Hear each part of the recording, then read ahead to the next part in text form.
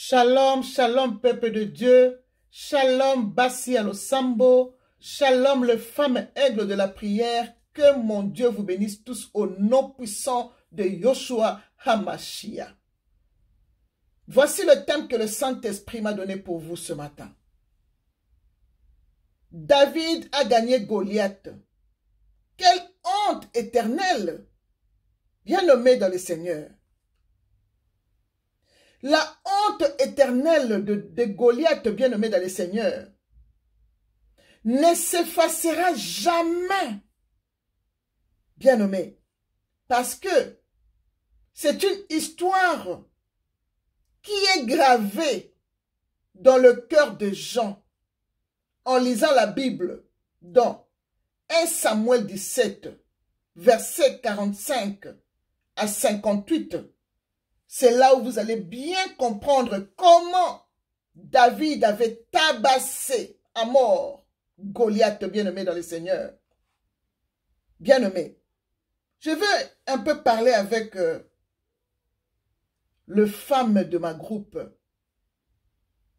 Bassi Alosambo. Parlons un peu en lingala. Bassi Alosambo.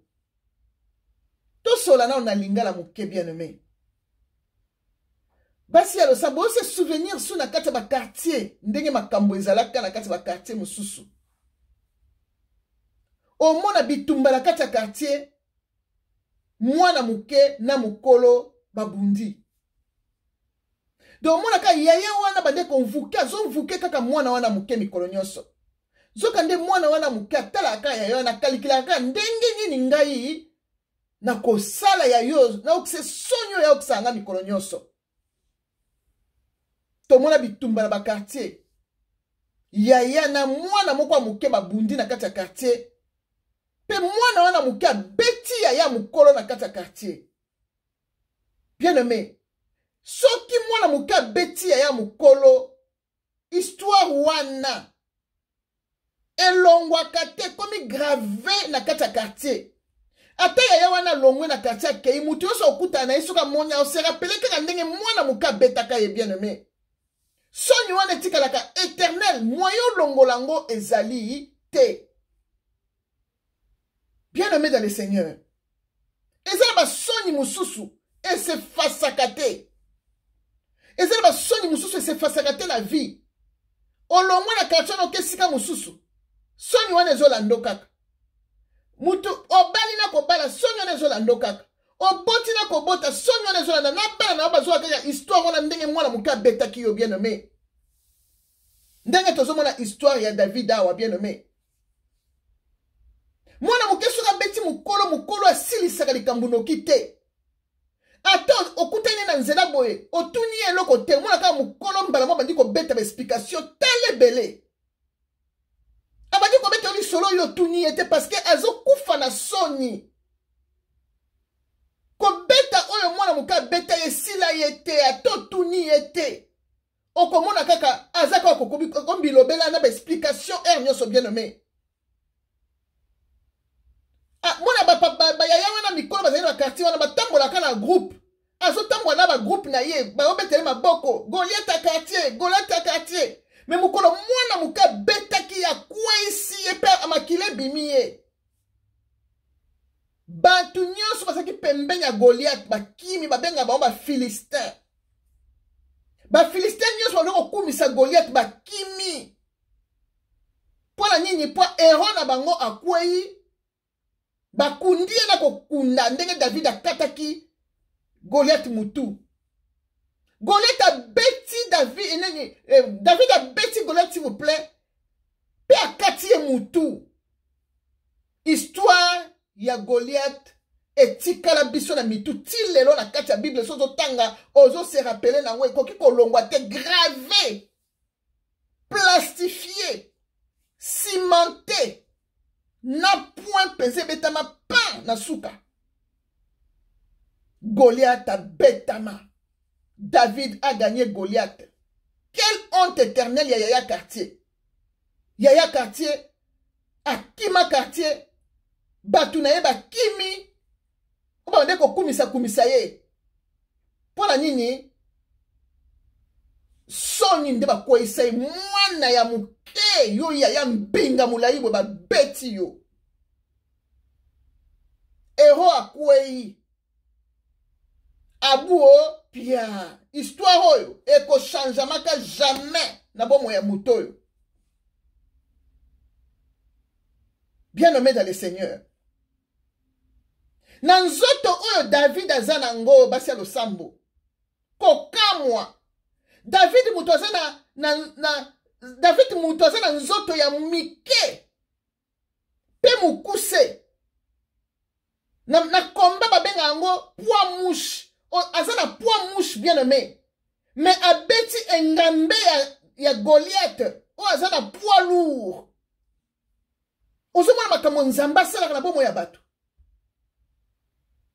yango na balobi po néglige mutu nyonso te kokasi teke mpo mutu aza moke okobeta ye kokasi teke mpo amokuse okobeta ye kokasi teke mpo yo yebana makasi mutu ayebana teke yo kosala soki nini nzambe akokochange histoire ayokisi yo soni oyo eza éternel oyo ekotikala kolongwa te na mitu ya bato. Mutu aza na poids mouche abeti poids lourd. Quelle honte éternelle la Goliath.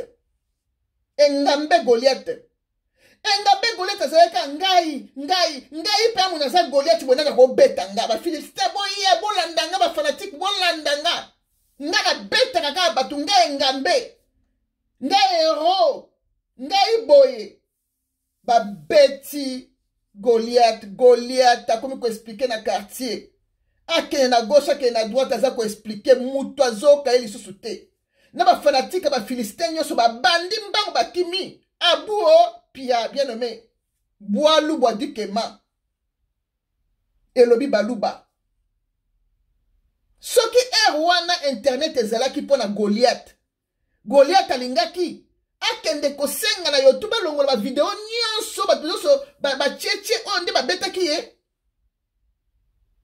chance a Goliath ka mpona internet ezalaki te me na ntango ya lelo oyo mwana moke abeti mokolo ekolongwa ndenge nini ekotambola na bavideo nyonso. David abeti Goliath. Quelle honte éternelle, bien-aimé. Oh mon Dieu.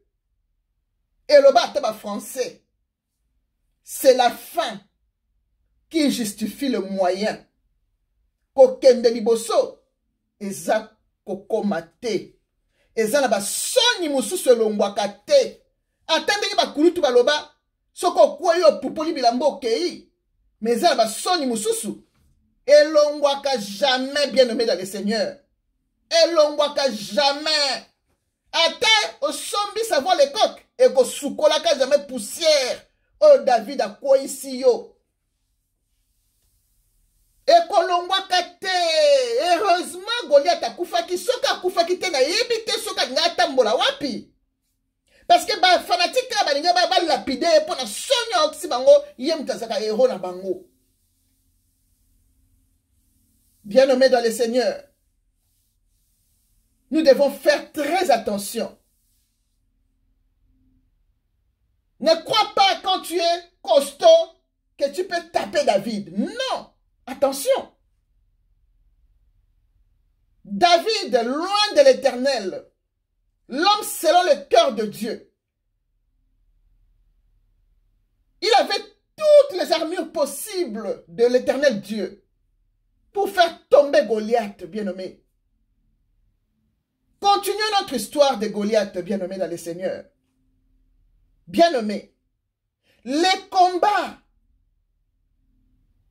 célèbres de David contre Goliath, bien-aimé, nous fait penser à la lutte que nous avons à mener chaque jour dans nos vies contre le puissance spirituelle de méchants de nos vies, bien-aimés.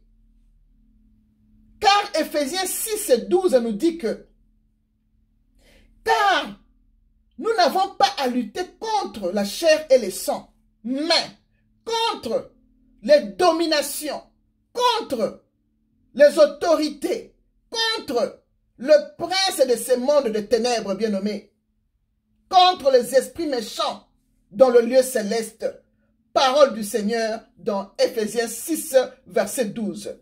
Bien-aimé, David n'avait pas l'aspect d'un guerrier, bien-aimé. Mais le secret de David était la force et la confiance et la foi à son Dieu bien-aimé. C'est ça qui était le secret de David. Le secret de la force de David bien-aimé, c'était sa confiance et sa foi en Jésus-Christ bien-aimé. Car la Bible nous dit, car tout ce qui est né de Dieu triomphe du monde. Et la victoire qui triomphe du monde, c'est notre foi bien-aimée. Parole du Seigneur dans 1 Jean 5, verset 4. Alléluia. Bien-aimé, c'est par la foi que David s'est adressé à Goliath. David était sûr de lui qu'il est un enfant de Dieu. Il était sûr de l'Éternel des armées qui était autour de lui. L'Éternel des armées lui a fait porter les armures pour combattre David et de Goliath, s'il vous plaît. C'est par la foi que David s'est adressé à Goliath en disant, avec foi et avec force, dans 1 Samuel 17, versets 45 à 47. Qu'est-ce que David dit? Je lis la parole au nom puissant de Jésus-Christ. David dit aux Philistins qui est Goliath, tu marches contre moi avec l'épée, la lance et les javelots. Et moi, je marche contre toi au nom de l'Éternel des armées, du Dieu de l'armée d'Israël, que tu as insulté. Aujourd'hui, l'Éternel te livrera entre mes mains. Je t'abattrai et je te couperai la tête aujourd'hui. Je donnerai le cadavre du camp du Philistin aux oiseaux du ciel et aux animaux de la terre. Et toute la terre saurait qu'Israël a un Dieu. Et toute cette multitude saurait que ce n'est ni par l'épée, ni par la lance que l'Éternel sauve. Car la victoire appartient à l'Éternel et il vous livrera entre nos mains. Parole du Seigneur dans 1 Samuel 17, versets 45 à 47. Comment David a parlé à Goliath avec foi en étant sûr qu'il avait l'Éternel des armées bien-aimé. Bien-aimé dans le Seigneur, de la même manière, David a dit à Goliath qu'il va le livrer aux oiseaux du ciel et aux animaux de la terre. C'est de la même manière que Jézabel est tombée. Jézabel était mort. Même ces fanatiques n'étaient pas là pour l'enterrer. Toutes les femmes méchantes qui suivaient Jézabel, elle n'était plus là pour enterrer Jézabel.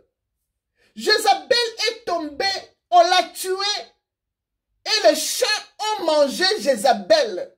Il n'y avait même plus de traces pour reconnaître que ça c'est Jézabel, bien-aimé. Yango mokili lobi moto nyonso asalaka mabe akufa kaka liwa soni. Jézabel akufa liwa soni ba mbwa ba lia ye. Ba fanatique ba bandi mbangu ba kimi. Mutako kokunda Jézabel azalite. Personne ne pouvait enterrer Jézabel parce qu'il n'y avait personne. Tout le monde s'est enfoui. Vous pouvez lire ça dans 2 Rois 9, verset 10. Vous allez voir comment les chiens ont dévoré Jézabel. C'est la même chose que David a dit. Il va livrer les corps et les cadavres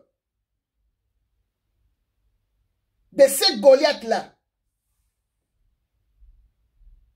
Il va le livrer par les animaux de la terre et les oiseaux du ciel, bien-aimés dans le Seigneur. C'est la même chose que Jézabel est morte, bien-aimée. Dans 2 Rois 9, verset 10, vous pouvez lire ça là-bas. Bien-aimés. Il ne faut pas déconsidérer les gens, bien-aimés. Toute personne, tout enfant de Dieu a de la valeur devant les yeux de Dieu. Il faut considérer les gens. Goliath a minimisé David. Quand Goliath regardait David comme ça, donc, Goliath même ne comprenait pas comment une mouche peut se mettre devant moi. Mais une mouche, ayoki si osoni oyo ekoki kolongwa jamais na bomo ya batu, na miso ya batu, na mitema batu, na ba video ya batu, na partout. Soni wane kolongwa te. Muto a poids mouche, a quoi ici poids lourd. Poids lourd à quoi bilobela. Bien nommé. Bien nommé dans les seigneurs. David a quoi ici Goliath. Asimba qui même pas épée dans ma boko pour quoi ici y est. Kaka moi li banga ka moko ta. Goliath a li moi ti lelo. Heureusement que tu Goliath a koufaki. Parce que Goliath a zalaki. Attendez ma kolo balobaka okoyo pupoli ma bilamba okei. En tout cas poussière wane ngelongwa te na nzoto a Goliath. Enge ko kanga lokola lepre, poussière ya soni. Ya mwana muka betio elongwa kate kanga makamutu lokola lepre na nzoto. Heureusement kufaki. Ya wande ko bika na ye. Mais malgré ça, Goliath a côté la libulu na soni ya David ndenga beta ye. Akende ko beta lisolo na bakufi ya bazalaki na sama bele, a beta bango lisolo. Makambu mwando David a salinga. Na vie na batika osala makawa boite na ki kidiba penza. Nzamba ko komisa mutu kidiba po lali pongi, pe oyo ki histoire kaka pa e beti lokola ngonga église. Goliath a surtout kazaki déjà na sama bele basi bakundi. Ba Philistins bazaki bafana na ye bakapati mbangu. Bakapati mbangu. Ndenge verset 51 zo ebisa biso. Pa ba yeba kaka héros na biso, héros na biso, héros na biso, héros akwei kiwo. Elobi ba mongo. Héros akwei kiwo. Ba fanatique, ba kimi héros ba tiki héros yemoko. Ba wazo du ciel ba lieye, ba nyama ya mokili ba lieye nanga kokunda ye. Ba bandi mbangu. Babi mwano David oyo eza na impolitesse moko céleste quoi. Ya ko ridiculiser nga mukolo boye. Ya mukolo abambani na se poum. À quoi il bien aimé dans le Seigneur. Bien aimé comme minimiser mutute. Jézabel a minimisé kabato sakana ki na mosala nzambe. Ba sakana kana muto asambe la kate. Jézabel a kimisi. Eli a bundisi Eli contre le prophète Abal. Mais total résultat. Eli a longa ma prophète Abal. Denge David a longi Goliath na ba kisi na ye. Goliath a zaki na ba kisi ya dragon, ya Dagon. Goliath a ki na ba kisi ya Nzamba Dagon. Nzamba ba Philistin. Soko tangi yango na 1 Samuel 5. Verset 1 à 5, komona ke ba Philistin baki na nzambe na bango ya Dagon. Tangu sanduku mibeko koti na kati ya ndako ya Dagon, nyonso bazokuta Dagon babete ba tête. Nzamba so bete ba double. Ti ya buki ya maboko na makola tikeli na trône ya pamba. Eka ba chaîne de baba. Dagon akwei. Goliath akwei. Jézabel a kwei. Pour la nini? Pour touchaki. Mwana bilaka. Pour touchaki. Eli. Bien nommé dans le Seigneur. Pour touchaki. David de Mwana bilaka, l'homme selon le cœur de Dieu. Alléluia. Basimba kamosel na nzambe te. Batuma bilaka te. Jezabel ayaki kotumbola Eli. Balia ye na bambua. 2 Rois 9, 10 ezolo bango. Goliath ayaki kotumbola David. David a beti ya kwesi pa kati ye mutu. Ba troupe ne nyoso. Tout la mwisi ya zaza. Ba kimi. Ba oiseau du ciel ba liye ye. Ba nyama ba dévorer ye. Ozangi na mutoko kunda yo. Quelle honte éternelle, bien-aimé dans le Seigneur. Bien-aimé. Kobanga Goliath ya vina yote. Po azali mbinga. Yango zo banga ete. Ato zanzo to mike obukuse. Ko banga yete. Yo zalaka sur na nzambe. L'éternel des armées. Yo zaliko servir bien-aimé. Ko banga te. Goliath abangisa yo te. Aza mbwa ya kopal. Asila makasi. Nzamba beta. Nzambe na bango ya Dagon. Abeta nzamba Dagon bibotu peza okaba aba mbata. Abuka ye maboko. Abuka ye makolo. Atikalaka na trône ya pamba. Na 1 Samuel 5. 1-5 on a répété kaka. Bien nommé. Kobanga Goliath te aza mbwa ya kopal. Dagon na bango sa kweya. Nzambe na samba bete bibotu. Azala makasi susu te. Qui c'est poli? Bien nommé. Kobanga Goliath taza mbwa ya kopal, je répète. Betaye lance-pierre na mutu. Par la prière, bien nommé. Betaye lance-pierre par la prière. Côté la prière, yo betaye la lance-pierre. Calculez bien na mutu. Betaye dans l'épée de l'esprit qui est la parole de Dieu. Car la parole de Dieu, de quoi il sera Goliath, bien nommé? Calculez ma parole, c'est tanga Bible, ma parole, il faut calculer dans mon Goliath. Betaye ma ça, c'est calculer bien. Na psaume 109, bien nommé. A quoi il y a na combo na Yesu Christo? Botola ya libala na yo. Wa iba. Botola ya chance na wa iba. Botola ya kobota na yo. Botola ya mbongo na yo. Botola ye biloko na onyoso ya iba yo yebika iba. Botola ye par la prière. Par l'épée de l'esprit qui est la parole de Dieu. Par ma sasi calculée, ezali psaume 109. Beta yango bien aimé. Kata moutou bien aimé. Écrasez bien pour te nzamba pessibiso pouvoir. Yakonyata nyoka. Na Genèse 3:15. Écrasé par la tête ndenge David a écrasé la tête de Goliath au nom de Jésus. Bien aimé. Tango ba Philistin ba moni héros na bango akwei. Bakapata mbangu bien aimé. Sans bataille na sima. Ndenge Samuel 17 verset 51 eza koyebisa biso bien aimé. Quelle honte éternelle pour Goliath bien aimé. Ya mukolo, ya Goliath akwei.